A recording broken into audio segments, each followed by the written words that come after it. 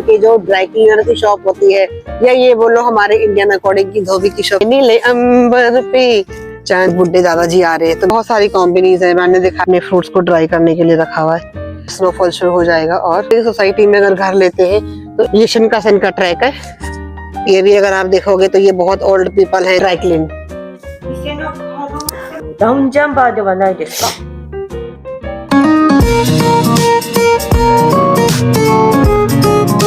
Hello friends, welcome back to my channel life in Japan. तो देखो बाहर कितना अच्छा मौसम हो रहा है, तो मैंने सोचा चलो घूमने के लिए चलते हैं। और मेरे को छोटा मोटा कुछ काम भी था, तो चलो वो भी करके आते हैं। तो मैंने को लगा कि चलो मैं आपके लिए वीडियो शूट करती हूँ और आपको दिखाती हूँ आज मैं जिस काम के लिए जा रही हूँ।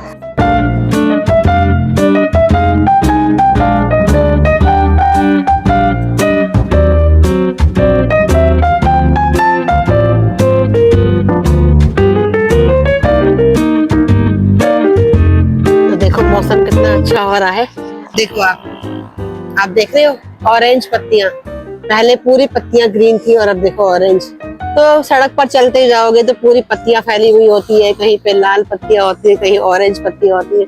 और अगर आप इन पत्तियों को देखोगे, देखो इनका अभी लीफ की शेप, वो धूप का फर्क पड़ रहा है।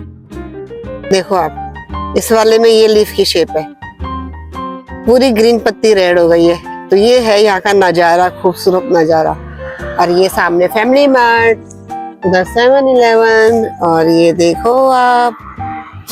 तो देखो मैं आपको रास्ते में दिखाती जाती हूँ सब चीजें। देखो कितना, देखो ये पेड़ पूरा का पूरा ग्रीन था और देखो ऐसे पूरी पत्तियां जो है रेड बन जाती हैं।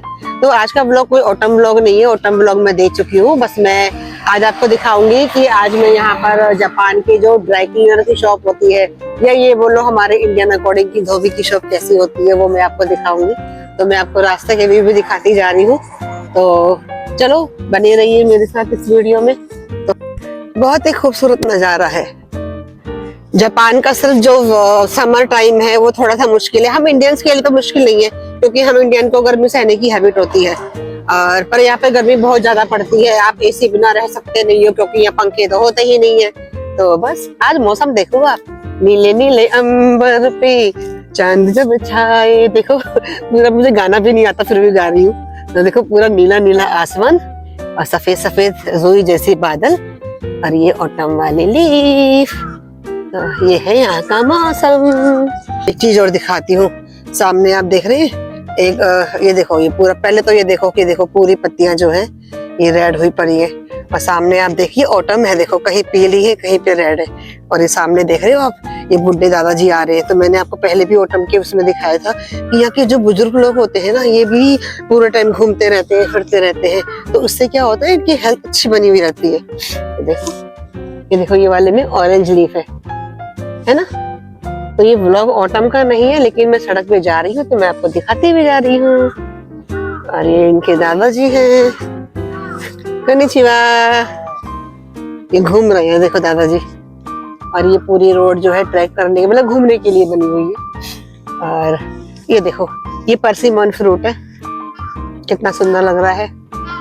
और ये दादाजी देखो, इनके साथ में इनकी बोतल होती है, स्टिक होती है। ये सिर्फ अपना वॉक कर रहे हैं। दोपहर का मौसम अच्छा होता है ना, तो इस वक्त इसलिए वॉक कर रहे हैं। देखो देखिए आपको कितना सुंदर व्यू है। देखो पूरे पूरे पेड़ रेड हो चुके हैं, पहले ये ग्रीन होते थे, अभी रेड हो गए। और देखो ये दादाजी थक गए ना, तो ये बैठ गए हैं थोड़ी देर के लिए। तो यहाँ पर बुड्ढे बुड्ढे लोग भी इस तरह वॉक करते हैं, और इस तरह से ये लोग फिर थक जाते हैं तो बैठ जाते हैं। ये पूरा सिटिंग एरिया।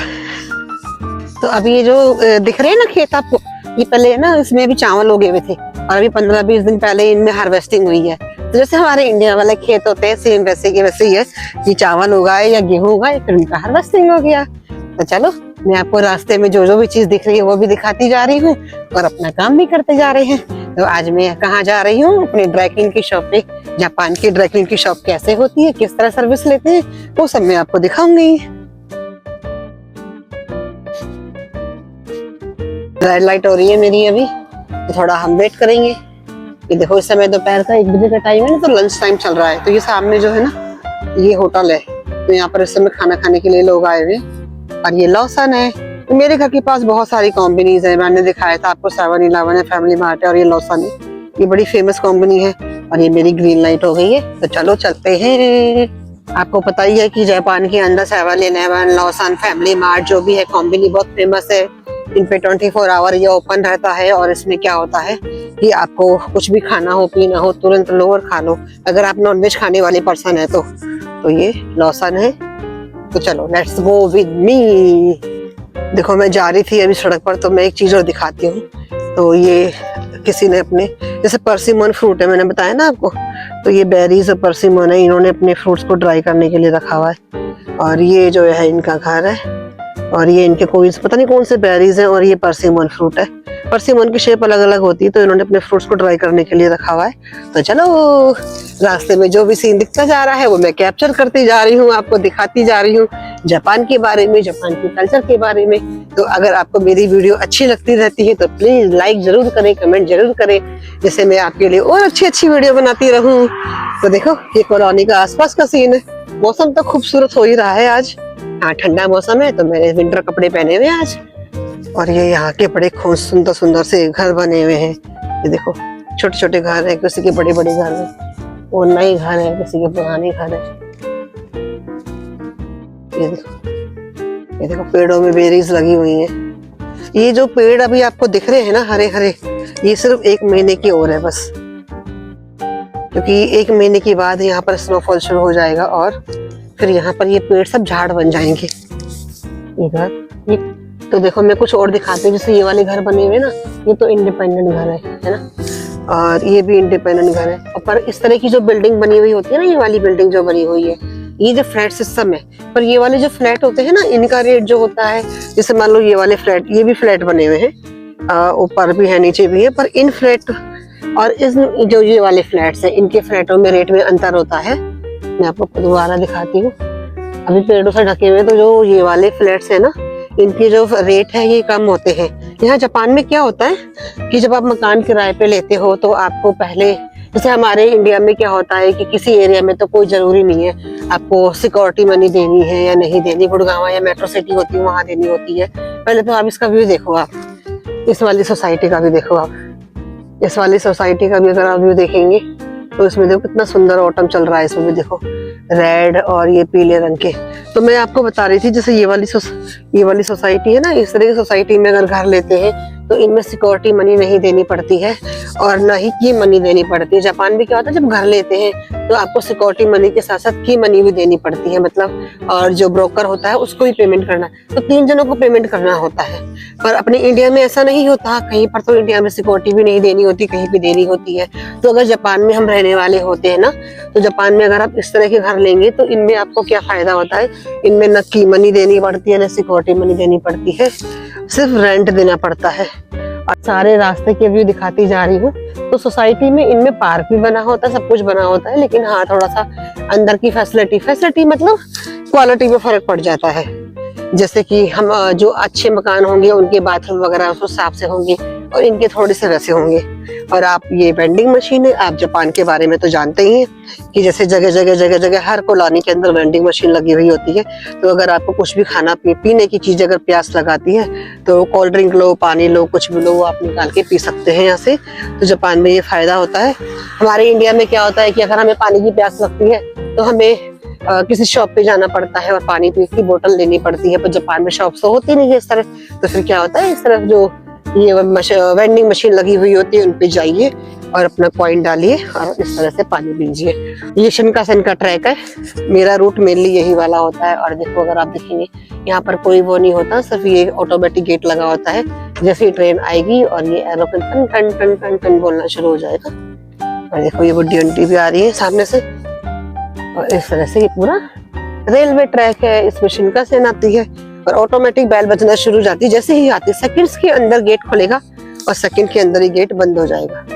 तो यहाँ पर ऐसा कुछ नहीं है कोई गेट बंद करने वाला बैठा है। वो हमारी शॉप आने वाली है थोड़ी देर में।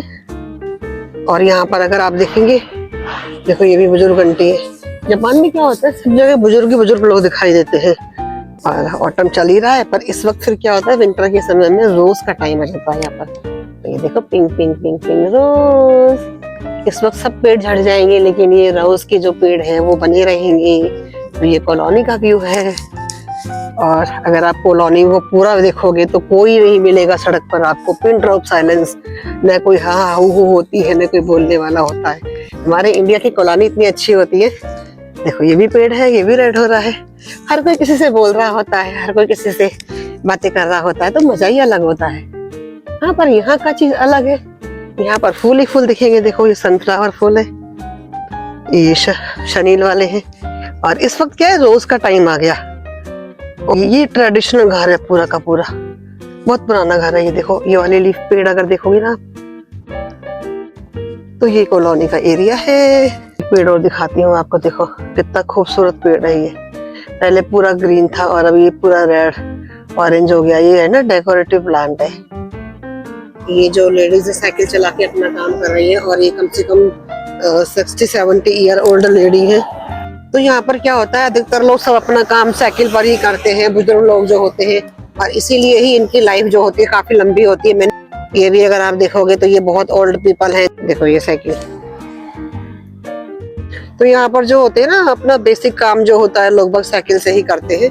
और देखो वो भी देखो अभी रोड क्रॉस करके गई है।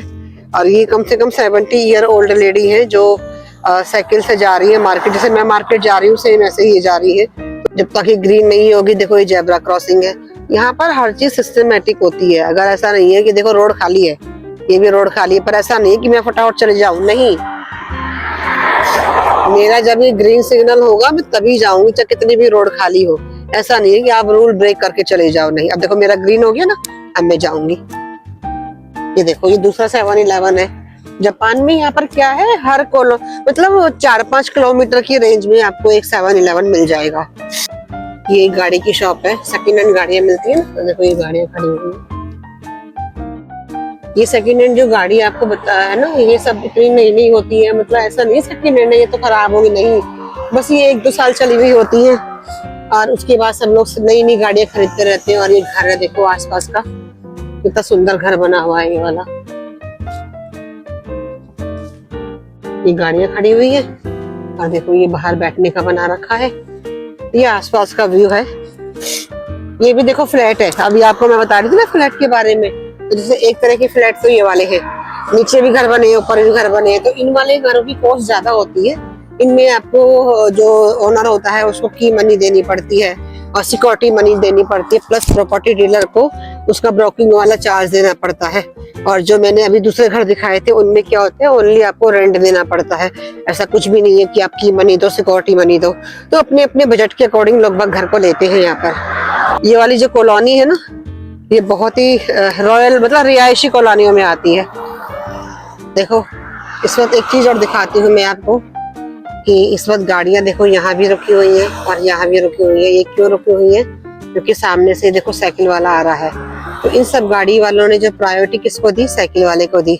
जब वो साइकिल रोड क्रॉस करके आ गई उसके बाद ये सब गाड़ियां चल रही है। और आपने देखा होगा, अभी मैंने फेस ज्यादा जो जूम नहीं किया, जो ये लेडी गई है वो भी कम से कम 60-70 ईयर ओल्ड लेडी है। तो गाड़ी चल रही हो, कुछ भी चल रहा हो, अगर पैदल चलने वाला चल रहा होगा यहाँ पे या साइकिल चलने वाला चल रहा होगा, चाहे देखो रोड ही अलग से बनी हुई है, लेकिन फिर भी अगर ये रोड आई है, यहाँ पे कोई लाइट वाइट नहीं है, तो गाड़ी वाला पहली प्रायोरिटी देगा पैदल चलने वाले को और साइकिल चलने वाले को, उसके बाद ही गाड़ियां निकलेंगी। तो ये चीजें जापान के अंदर बहुत अच्छी हैं। जापान में बस एक नेगेटिव पॉइंट क्या है कि ये लैंग्वेज कंट्री है। अगर आपको लैंग्वेज बोलना आती है तो आपके लिए बहुत अच्छा है, क्योंकि आप कम्युनिकेट कर सकते हो और लोगों से। लेकिन अगर आपको लैंग्वेज नहीं आती तो फिर आपको थोड़ा इशू होगा। दूसरा, अगर आप वेजिटेरियन है और खाना बनाना नहीं आता आपको तो थोड़ा इशू होगा। तो अगर आप जापान में आते हैं तो एक तो आपको लैंग्वेज आना बहुत जरूरी है, जिससे आप कम्युनिकेट कर पाए, जॉब कर पाए। और दूसरा, अगर आप वेजिटेरियन है तो आप घर में खाना खुद बनाना आना चाहिए। ये चीज बहुत जरूरी है सरवाइव करने के लिए। तो अब मेरी जो ड्राई क्लीन वाली शॉप है वो आ चुकी है, मैं आपको दिखाती हूँ। और देखो ये भी फ्लैट्स बने हुए हैं। ये वाले जो फ्लैट है ना, ये छोटे छोटे 1 BHK है, जिससे लोग जो सिंगल रहते हैं घरों में, अकेले रह रहे होते, तो केवल इसमें एक रूम और किचन होगा। तो इस तरह वाले घर भी यहाँ बहुत चलते हैं जो लोग जॉब करते हैं। और देखो ये सामने से आ रहे हैं तो पैदल चलने वाले हैं। और डॉग घुमाने वाला काम तो यहाँ बहुत जरूरी है, सब लोग डॉग रखते ही हैं। और यहाँ बुजुर्ग लोग कोई भी हो, सब लोग वॉक करते हैं। और मेरी ड्राई क्लीन की शॉप आ गई है। चलो मैं आपको दिखाती हूँ कि कैसे कैसे क्या होगा। मैं जैकेट को ड्राई क्लीन करने के लिए देने आई हूँ। उससे पहले भी मैं एक बार आ चुकी थी, पर अब फिर दोबारा आते हैं। इन्होंने मुझे एक कूपन भी दिया था, उसमें था कि मैंने आज ही देखा है कि इतनी तारीख से पहले अगर आप हमारी दोबारा सर्विस लेते हैं तो हम आपको 100 येन का डिस्काउंट भी देंगे। मुझे बिल्कुल भी आइडिया नहीं था, पर कोई बात नहीं, वो मेरा कूपन एक्सपायर हो गया है। तो ये वो शॉप है, ड्राई क्लीन की शॉप। चलो अंदर चलते हैं, पता नहीं मैं कितना बोल पाऊंगी, अंदर देखते हैं।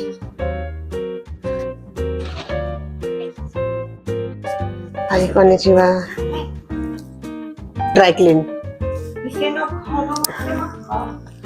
या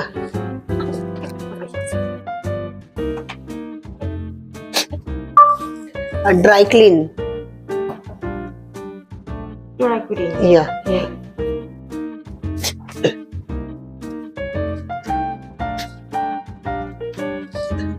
ये शॉप है।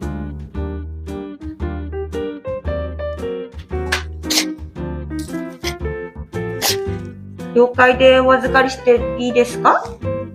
いいですか？はい。タグがついてないと、故障にはならないんですけれど、大丈夫ですか？ ओके ओके हाय いいで हाय すか？はい。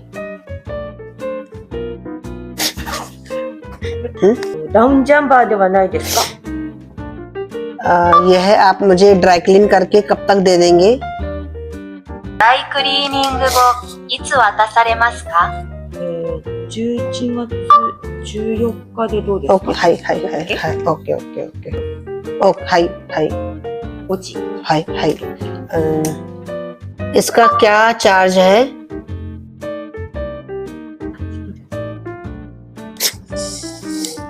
ये सारे ड्राई क्लीन वाले कपड़े हैं जो आते हैं यहाँ से। गेम 1160 ओके ओके ओके これは期限が切れてるので使えないです。 क्या पेमेंट मुझे अभी करना होगा? 今すぐ支払いをしなければなり。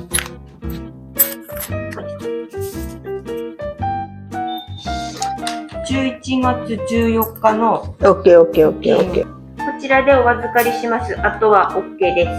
ओके ओके ओके हाय हाय हाय आरिगातो गोजाइमासु आरिगातो गोजाइमासु।